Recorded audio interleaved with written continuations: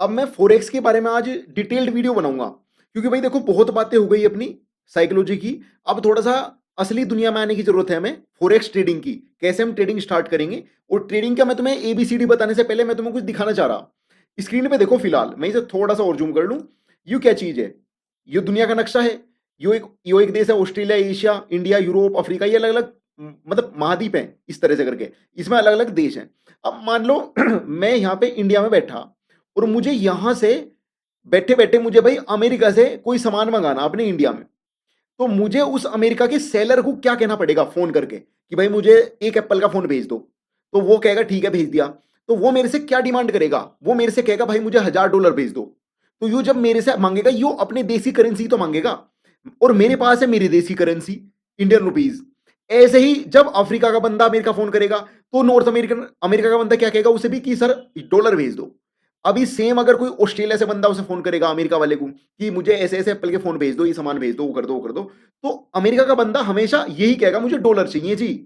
अब ऑस्ट्रेलिया के बंदे के पास ऑस्ट्रेलिया करेंसी है, मेरे पास इंडिया करेंसी है, अफ्रीका के पास, मतलब हर एक के पास अपने अपने देश की करेंसी है। तो फिर सिस्टम क्या बनाना है यहाँ पे? अब भाई इन सब की डील होने के लिए ऐसा कोई देश नहीं है भाई जिसे बाहर की दुनिया से कोई सामान लेना ना पड़ता हो।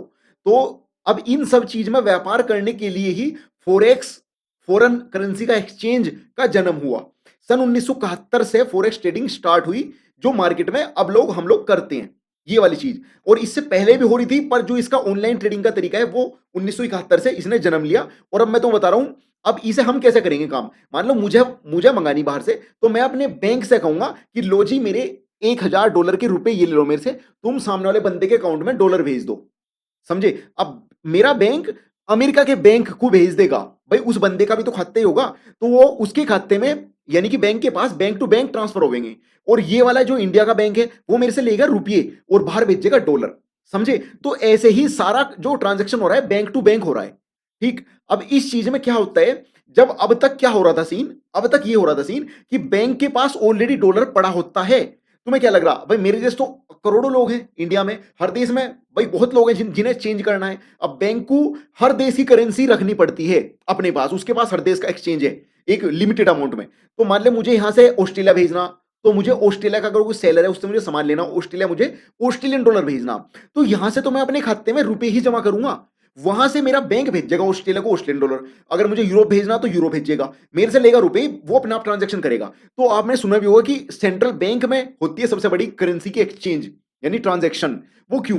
अब मेरे जो इंडिया के बैंक हैं उसके पास ऑलरेडी इन सब की करेंसीज हैं। अब उसे दिक्कत क्या है, उस बैंक को उसे ये डर है कि यार मैंने जो ये करेंसी रख रखी है, अब अगर मेरी करेंसी ये रखी रखी डेप्रिशिएट हो गई तो मुझे तो लॉस हो जाएगा। सीधी सी बात है।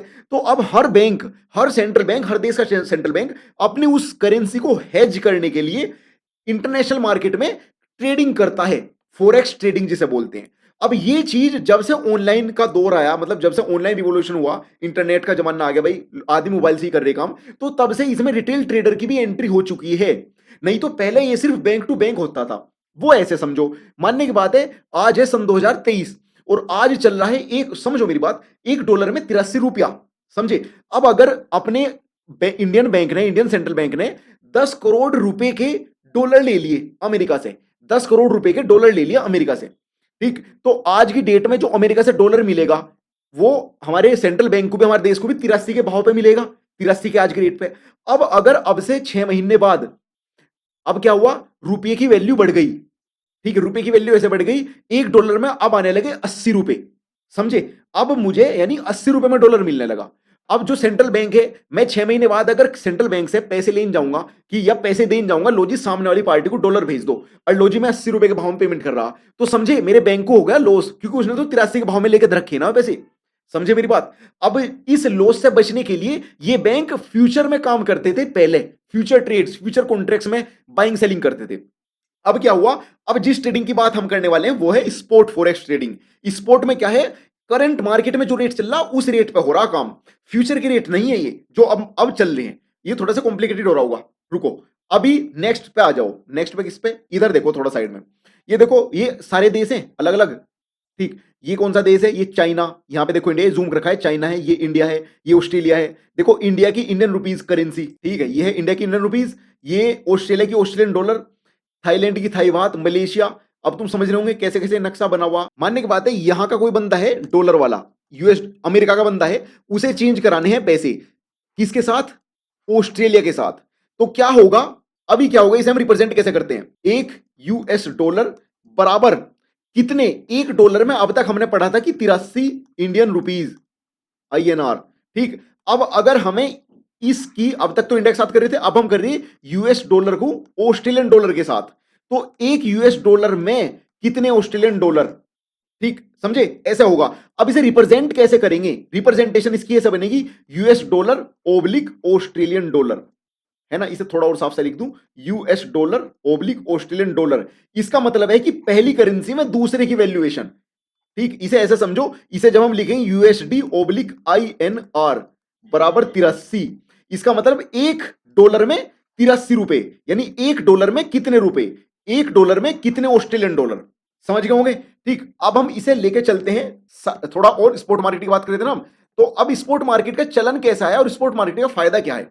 देखो भाई मेरे, स्पॉट मार्केट में क्या होता है, जो अब की डेट में जो करंट रेट चल रहा होगा बैंकों के लिए, वही रेट होगा हम जैसे रिटेल ट्रेडर्स के लिए। यानी कि आज मुझे एक डॉलर मिल रहा है तुम्हारा 83 रुपए में, ठीक, 83.00। ठीक, अब अगर मुझे ऐसा लग रहा कि मेरा रुपया गिरने वाला, अब रुपए की गिरावट आएगी, तो इसमें मतलब रुपए की वैल्यू जब डेप्रिशिएट होगी तो एक डॉलर बराबर 84 रुपए हो जा, क्या पता? ठीक है, क्या पता 85 हो जाए, क्या पता 86 हो जाए। यानी कि अब तुम देख रही डॉलर में रुपए ज्यादा आ रही, डॉलर में रुपए ज्यादा आ रहे, डॉलर में रुपए ज्यादा आ रही। इसका मतलब कि रुपए की वैल्यू घट रही और डॉलर की वैल्यू बढ़ रही। यही है तुम्हारी स्पॉट मार्केट। अब इसमें क्या होता है, इसमें काम होता है भाई तुम्हारा लोट्स में। लोट्स का भी सीन मैं तुम्हें बताऊं, लोट्स का सीन ऐसा है, इसे भाई एक बैग की तरह समझो, एक बड़ा बैग है, ठीक है, जिसे हम कहते हैं लोट, या मान लो गठिया मान लो एक। अब एक लोट अगर ऐसे लिखा हुआ 1 लोट, इसे लिखते हैं 1.00, ये लोट, इसे कहते हैं स्टैंडर्ड। अगर इसके सामने कुछ नहीं लिखा तो इसे कहते हैं स्टैंडर्ड। अब स्टैंडर्ड का मतलब क्या हो, ये लोट था हमारा पूरा। स्टैंडर्ड का मतलब है कि इसके अंदर 1 लाख यूनिट्स हैं। ठीक, ये 1 लाख यूनिट्स हैं, 1 लाख, यानी कि एक, ठीक है, समझ सकते हैं, 1 लाख यूनिट्स। अब यूनिट्स का मतलब मेरा क्या है, अगर मैं कहूं 1 लोट यूएस डॉलर, तो इसका मतलब है उसमें 1 लाख डॉलर है। अब अगर मैं कहता हूं 1 लोट ऑस्ट्रेलियन डॉलर, इसका मतलब उस बैग में 1 लाख ऑस्ट्रेलियन डॉलर हैं, 1 लाख ऑस्ट्रेलियन डॉलर के सिक्के हैं, एक के, ऐसा समझो इसे। अब क्या होता है, करेंसी कभी भी सिंगल ट्रेड नहीं होती। सिंगल ट्रेड कैसे हो जाएगी, मानने की बात है, ऐसा समझो तुम्हारा ए, यहां क्या था हमारा, ये क्या था हमारा यहां पे ए, इंडिया का बंदा, इंडिया के बंदे के पास अब इंडियन रुपीज हैं। अब वो किसी के साथ क्यों एक्सचेंज करेगा जब तक उसे सामने से कोई चीज ना लेनी हो। तो अब अगर मानने की बात है, ये जो इंडिया का बंदा है, ये जो इंडिया का बंदा है, इसे ट्रेड करना यूरोपियन ट्रेडर के साथ, तो यूरोपियन वाला अपना यूरो बेचेगा, ठीक है, और यूएस डॉलर यो इंडिया वाला अपना इंडियन रुपीज बेचेगा। अब तुम थोड़े से कंफ्यूज हो जाओगे, अबे यू क्या, अबे इंडियन रुपीज भी बेच रहा, यूरो वाला भी बेच रहा। हाँ, करेंसी एक्सचेंज इसीलिए बोलते हैं इसे। इसे अगर हम लिखते हैं यूरो ओब्लिक आईएनआर, यानी कि जो यूरोप का ट्रेडर है वो अपना यूरो बेच रहा है इंडियन रुपीज के बदले, वो तो दूसरी करेंसी बाय कर रहा ना, वो मैं अपना इंडियन रुपीज बेच रहा हूं, मैं दूसरी करेंसी बाय कर रहा हूं यूरो, आपस में एक्सचेंज हो रहा है। अभी भी अगर नहीं समझे तो भी कोई बात नहीं, मैं आगे बता दूंगा। ऐसे था अपना यूएसडी आईएनआर, इसे हम क्या लिखते थे 83। यानी कि अगर तुम 1 डॉलर, अभी हम इंडियन इंडियन बंदे के हिसाब से बात कर रहे हैं भाई, तुम्हें अगर 1 डॉलर चाहिए तो अपने तुम्हें 83 रुपए देने पड़ेंगे। तो 83 रुपए देने का मतलब 83 रुपए सेल किए और 1 डॉलर बाय किया, समझे? अब ऐसे ही जब डॉलर वाला बंदा, अब अगर मानने की बात ऐसा समझो कि अब अमेरिका के बंदे को इंडिया से कोई सामान मंगाना होता, इंडिया से मंगाना, तो उसे इंडियन रुपीज में पेमेंट करना पड़ेगा। अब इंडियन रुपीज पेमेंट करने के लिए उसके पास इंडियन रुपीज होना जरूरी है, या वो ट्रेड करेगा, एक्सचेंज करेगा। अब वो क्या देखेगा कि यार आज की डेट में अगर मैं मंगाता हूं तो मुझे मेरा डॉलर बेचने पे 83 रुपए मिल रही, समझे? नहीं समझे? अब ऐसा समझो, जो अमेरिका का बंदा है उसके अकाउंट में डॉलर्स पड़े हैं, डॉलर्स पड़े हैं। अब उसे अगर अपने इंडिया को 83 रुपए में कोई सामान है आज की डेट में, उसके लिए 83 रुपए का अगर 1 डॉलर का सामान है, तो वहां से 1 डॉलर का भुगतान करेगा, मेरे पास 83 रुपए आ जाएंगे, उसका 1 डॉलर कट गया। और अगर मेरे आज 10 दिन बाद 1 डॉलर में बराबर हो गए तुम्हारे 85 रुपीज, तो अब तुम ये बताओ फायदा किसे है? 10 दिन बाद 1 डॉलर में 85 रुपए हो गए, तो फायदा किसे है? फायदा उस अमेरिका के बंदे को है, मुझे तो नुकसान है। भाई मेरी जेब से तो 85 जाएंगे। अब यहां पे डेप्रिशिएट कौन सी, डेप्रिशिएट का मतलब होता है भाई घटना, घटाओ, और एप्रिशिएट का मतलब होता है बढ़ना। ठीक, अभी मैं इसे मिटो दूं, एक मिनट, ए ई इरेजर से। देखो मैं फिर से लिखूंगा, ये थोड़ा सा कंफ्यूज हो रहे होंगे तुम। देखो अगर करेंसी का डेप्रिशिएशन हो रहा है तो उस देश के लिए नुकसान की चीज है, क्योंकि अब उस देश से ज्यादा करेंसी जाएगी। अब तक क्या हो रहा था हमारा, एक यूएस डॉलर बराबर 82 का पेमेंट था, सॉरी 83 का पेमेंट था, और 6 महीने बाद एक डॉलर बराबर 86 का पेमेंट हो गया। तो सामने वाले से तो मुझे अब भी डॉलर ही मिल रहा है और पहले भी डॉलर ही मिल रहा था, पर 6 महीने बाद मुझे 86 रुपए देने पड़ रहे, पहले देने पड़ रहे थे 83। तो करेंसी डेप्रिशिएट होगी रुपए और बढ़ गई यूएस डॉलर। तो अब तुम एक चीज देखोगे, क्यों ऐसा कहते हैं हमारे भाई प्रधानमंत्री या हमारे देश के जितने भी भाई बुद्धिजीवी लोग हैं, वो क्यों कहते हैं कि अपने देश से एक्सपोर्ट बढ़ाओ, इंपोर्ट कम करो। जब तुम एक्सपोर्ट बढ़ाओगे ना तो हमारी करेंसी सामने वालों को खरीदनी पड़ेगी ज्यादा से ज्यादा, क्योंकि उसे हमें पेमेंट करना है ना। तो सामने वाला जब हमारी करेंसी खरीद देगा ज्यादा से ज्यादा, तो हमारी करेंसी की वैल्यू इंक्रीज होगी। अब ऐसा समझो, हमारे पास करेंसी तो फिक्स है, अभी तक हमारी करेंसी है मान लो 83 रुपए। अब अगर इसके सिर्फ 10 कस्टमर हैं, 10 बायर हैं सिर्फ इसके, तो अब इसकी वैल्यू 83 है, पर यहीं पे अगर इसके बायर हो जाए 100, तो करेंसी तो सेम है, अब इस करेंसी की वैल्यू फिर बढ़ जाएगी, फिर हो जाएगा भाई 80। ऐसे समझो इसे। वो क्यों, क्योंकि भाई अब तक मुझे एक डॉलर लेने के लिए देने पड़ रहे थे 83 रुपए, पर अब मुझे डॉलर देने वाले जाते हैं। मुझे 10 आदमी कह रहे ओ भाई तू इसे 83 में ना दे के तू मुझे 82 में ही दे दे, मैं तुझे 82 में डॉलर बेच रहा अपना, वो भी अपना डॉलर बेच रहा, मैं भी अपना रुपया बेच रहा, पर जो ट्रेड हो रहा इसे कह रहे करेंसी एक्सचेंज स्पॉट ट्रेडिंग में। हो तो बहुत मतलब कंफ्यूजन सा हो गया होगा, पर अभी जब आके देखेंगे ना लाइव में तो तुम समझोगे बढ़िया तरीके से। ठीक है, ये तुम्हारा होगा स्पॉट मार्केट। और ये जो तुम्हें समझ में आया होगा कि पेयर का क्या मतलब है। पेयर का मतलब यही है कि करेंसी कभी भी सिंगल ट्रेड नहीं होती, कि मतलब यूएस डॉलर अगर है तो यूएस डॉलर जब तक सामने वाली करेंसी कोई नहीं पता चलेगी तो उसका कोई ट्रेड ही नहीं होने का। अरे अमेरिका के बंदे को बताना तो पड़ेगा ना कि मुझे अफ्रीका से सामान मंगाना, या मुझे ऑस्ट्रेलिया से मंगाना, इंडिया से मंगाना, यूरोप से मंगाना, ग्रेट ब्रिटेन पाउंड से मंगा, ग्रेट ब्रिटेन से मंगाना जिसकी करेंसी ग्रेट ब्रिटेन पाउंड, या साउथ अफ्रीका से मंगाना, अर्जेंटीना, मतलब हर देश की अपनी करेंसी है। तो जब तक सामने वाली करेंसी डिसाइड नहीं होगी तब तक कोई रेट नहीं मिलेगा, तब तक तुम्हारा डॉलर डॉलर ही है। ठीक समझे। और इसमें फायदा ये हो गया स्पॉट मार्केट में कि इसका कोई एक्सपायरी नहीं होता, एक्सपायरी डेट होती है सिर्फ सिर्फ तुम्हारी फ्यूचर कॉन्ट्रैक्ट्स में। अब ये फ्यूचर कॉन्ट्रैक्ट का क्या सीन है, अब मैं तो बताता हूं। देखो अभी मैंने तुम्हें पहले बात करी थी कि क्या था, पहले हमारे सेंट्रल बैंक्स को तो भाई फ्यूचर में भी काम करना पड़े, हम भले ही रिटेल ट्रेडर स्पोर्ट में काम करते हो, पर सेंट्रल बैंक को अपनी करेंसी हेज करने के लिए उसे फ्यूचर के सौदे बेच के वो खरीद के चलने पड़ते हैं। अब फ्यूचर का क्या सीन है, मानने की बात है आज मैंने 83 रुपए के भाव से डॉलर खरीद लिया, ठीक है। अब अगर 6 महीने बाद, ये डॉलर तो मैंने अपने घर में रख लिया बक्से में लाके, ऐसे समझो, अब 6 महीने बाद अगर मेरा डॉलर मेरा बिकता है बढ़ के, यानी कि मुझे मिलते हैं 83 के बदले 89 रुपए, ऐसा समझो 6 महीने बाद प्लस 6 माह, 6 महीने बाद मुझे मिलते हैं 83 के 89, तो मेरी अब की मौज, मुझे फायदा मिला कितने रुपए का, 6 रुपए का। पर अगर मेरा 6 महीने बाद डॉलर की स्थिति हो गई, मेरा रह गया डॉलर कुल 80 रुपए का, मेरा रुपए अप्रिशिएट हो गया, पर मेरे जो घर डॉलर रख रखे थे उनकी वैल्यू खत्म हो गई। अब मेरे 83 के 80 रुपए मिल रहे, तो मुझे 3 रुपए का घट्टा हो गया, 3 पॉइंटों का घट्टा हो गया। तो देखो इस घट्टे से बचने के लिए मैं क्या करूंगा, जिस दिन मैं 83 के भाव पे ये सूटकेस घर लाया था, उसी दिन मैं 83 के भाव पे मार्केट में कॉन्ट्रैक्ट सेल कर दूंगा फ्यूचर का। अब समझे, क्योंकि मैंने 83 के भाव में सेल कर दिया और 83 के भाव में मेरे घर रखा।